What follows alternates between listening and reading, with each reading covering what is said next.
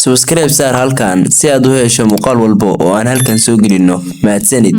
waan salaam asxaabay magacaygu waa Leila waxaan ahay gabar u dhalay sarkaal la yiraahdo Marwan. asxaabay sheekadeedu waxay bilaabanaysaa markii anigii qoyskaygu aan ka guurnay gurigeennii hore una guurnay guri cusub. anigu aad ayaan ugu faraxsanaa inaan u guurno gurigeena cusub. farxad darteedna markii aan guriga soo galay waan ku dhex orday anigoo leh maasha Allah waa guri qurux badan aabe. sidoo kale uu ka wan yahay gurigeennii hore. caruurteydii waxaan rabaa gurigeena cusub inuu noqdo mid ka wanaagsan gurigeennii hore. ninkaygii aad ayaad u mahadsantahay haddii aad noo dhistay gurigan quruxda badan oo aan ahayn mid ciriiri ah. aad ayuu u qurux badan yahay gacaliso balse adiga kama qurux badna. hadda caruurteydii mid kasta ha doorto qolka uu rabo inuu dego. anigu waxaan qaadanayaa qolka leh daaqada. yaray aniga ayaa raba inaan qaato qolkaas. yarow arrintaas aniga ima khusayso maxaa yeelay aniga ayaa ka hor doortay. joojiya muranka iyo qeylada. Leila ayaana marka hore dooratay qolkaas. iyada ayaana degaysa qolkaas. adiguna wiilkaygiiyo qolka kale ayaa degaysaa. haya aabe. anigoo aad u faraxsan oo ordaya ayaan soo aaday qolkayga. aad ayaana u faraxsanaa maxaa yeelay waxaan degay qolkii aan markasta ku riyoon jiray inaan dego mar uun. laakiin anigu marnaba ma aanan ogeyn in qolkan uu noqon doono bilowgii cabsida iyo naxdinta. weligeena kuma fikirin inaan cabsanayo. maalin maalmaha ka mid ah ayaan ku iri hooyaday, hooyo ilaa markii aan fasaxa iskuulka galay aad ayaan u cajisanahay. maxaad ku cajistayna gabadheedii? maxaa yeelay waxaad haystaa beer qurux badan oo banaanka ah oo ku taala banaanka guriga. hooyo intaa banaanka tago oon ku ciyaar miyaad ogashahay? dabcan haa gabadheedii. sidoo kale gabadheedii waxaa aabaha ku keenay baaskiil ku jira qolka hoose ee guriga. hooyo taasi waa wax fiican, waana bixi doonaa oo wax yar ayaan ku ciyaari doonaa beerta. gabadheedii sug inta aabaha shaqada ka imaanaya markaas ayuu kusoo saari doonaa baaskiilka. hawlwelin hooyo, aniga ayaa soo saari kara. haya gabadheedii ilaali naftaada. haye hooyo. kadibna waxaan ka tagay hooyaday waxaana usoo dhaqaaqay dhankii qolka hoose si aan usoo saaro baaskiilkayga. markii aan galay qolka hoose wuxuu ahaa qol aad u madow oo cabsi ah. aniguna waxaan shitay leerka qolka si aan u arko baaskiilka. intii aan raadinayay baaskiilka waxaan dareemay wax dhaqaaqayo oo iga dambeeya. kadibna gadaal ayaan u jeestay si aan u fiiriyo balse cidna ma arkin. daqiiqada kabacdina waxaan arkay baaskiilkii. markaas ayaan usoo dhawaaday si aan u qaato laakiin waxaa dareemay gacan taabatay garabkayga. cabsi darteedna waan qayliyey. kadibna si dhaqso ah ayaan u jeestay laakiin cidna ma arkin. waxaan iri qof miya halkan jooga balse cidna iima jawaabin. kadibna si lama filaan ah ayaa waxaan bilaabay inaan maqlo codad hoose oo cabsi ah. cabsidooduna way sii badatay waxaana bilaabay inaan ooyo. si lama filaan ayaa waxaan dareemay gacan taabatay lugteyda. markaas ayaan bilaabay inaan aad u qeyliyay. kadibna waxaan maqlay walaalkay Cali qosolkiisa. waxaa tahay mid aad u qosol badan markaad cabsanayso. Cali, maxaad sidaas dhan igu sameynaysaa doqonyahow? waxa uu dhiman rabay cabsi darteed.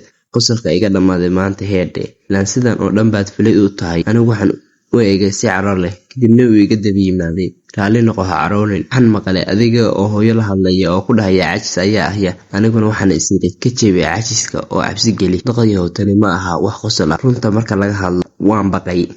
Cali ayaana markale qoslay. aniguna aad ayaan u xanaaqay. Cali, waxaan ku tusayaa sida aan kaga argudan doono. wax yar isug, adiga tan kugu dhigo waa laga yaabi doonaa. waxaan u baxay beerta waxaana bilaabay inaan ku ciyaaro baaskiil anigoo faraxsan. waqtiguna si dhaqso ah ayuu ii dhaafiyey. aniguna ma dareemin balse si lama filaan ah waxaan maqlay cod oohin ah. waxaana bilaabay inaan fiiriyo agagaarka beerta. waxaana arkay gabar fadhisa geed ka mida geedaha beerta. dharkeeduna wuxuu ahaa mid duug ah oo wasakhaysan. kadibna waan usoo dhawaaday anigoo leh, sidee tahay walaalo? maxaad sidaas oo dhan ugu ooynaysaa? sababta aan sidan oo dhan ugu ooyay ayaa ah qof daryeele ma jiro. sidee taas ku dhacday? aaway qoyskaagii? waxay joogaan halkan laakiin way iga tageen. anigoo keliya ayaan hadiyo jeer ooya, mana jiro qof ii yimaada. ilaa goorma baad halkan joogtaa? waqti aad u fog ayaan halkan joogaa. waana ooyaa balse qofna ima maqlo marka laga reebo adiga oo hadda ii yimaaday. sidee sidaasi suurtagal ku tahay? anigu maanta mooyaane kuma arag maalin kale. gabadhii ayaana qosashay. aniguna dib ayaan uga booday si cabsi leh. gabadhii ayaana istaagtay oo bilowday inay iisoo dhawaato iyadoo weli qoslaysa. aniguna waxaan u qayliyey si xoog leh. kadibna waxaan u cararay guriga anigoo cabsanaya. gabadheydii Leila, maxaa kugu dhacay? sidaas oo dhan uga cabsanaysaa? hooy, beerta waxaa fadhiyay gabar yar oo ooynaysa. kadibna waan u tagay. markii aan u tagay gabadha indhaheedu way isbedeleen. waxayna isku bedeleen sida ay ii eegaysayna waxay ahayd si cabsi ah. daji gabadheedii, waxaa laga yaabaa inaad keligaa ku riyoonaysay ee habaqin. mayo hooyo, ma ana riyoon ee waa wax xaqiiqo ah oo aan soo arkay. kadibna aabbahay ayaa guriga soo galay isagoo leh, waan islaamay waan soo laabtay anigu. laakiin maxaa kugu dhacay gabadheydii? maxaa sidaas oo dhan ugu ooynaysaa? kadibna aabbe waxaan u sheegay wixii oo dhan. ma aanan arkin qof beerta jooga. waxaase laga yaabaa inaad iska dhaadhicisay inaad aragtay gabadhaas. maya aabe, waxay joogtay beerta gabadhaas. habaqin gabadheedii Leyla, halkan joog. aniga ayaa beerta si toos ah u hubinaya inay joogto iyo in kale. waxaa laga yaabaa inay tahay gabar ka mid ah gabdhaha deriska, ama ay tahay gabar soo luntay. aaba keliga ha aadin, hawlwelin gabadheedii. anigu waxaan ahay sargaal Marwaan, cidnana ima cabsi geliso. aabbahay wuxuu aaday beerta, anigii hooyadayna waxaan istaagnay daaqada. wejigeenana waxaa ka muuqatay cabsi aada u badan. daqiiqad kadib aabbahay ayaa si degan usoo laabtay, wuxuuna xiray albaabka isagoo leh, gabadheydii Leyla qofna kuma jiro beerta. maxaa yeelay gabadheedii? beerta waxaan u baaray si fiican, qofna kuma jiro. waxaa laga yaabaa inay tahay gabar ka mid ah gabdhaha deriska oo rabtay inay kugu ciyaarto. gabadheedii iska ilo wixii dhacay oo dhan ee cuntada. aad baan aniguba u gaajeensanahay. kadibna waxaan bilownay inaan cunno cuntada.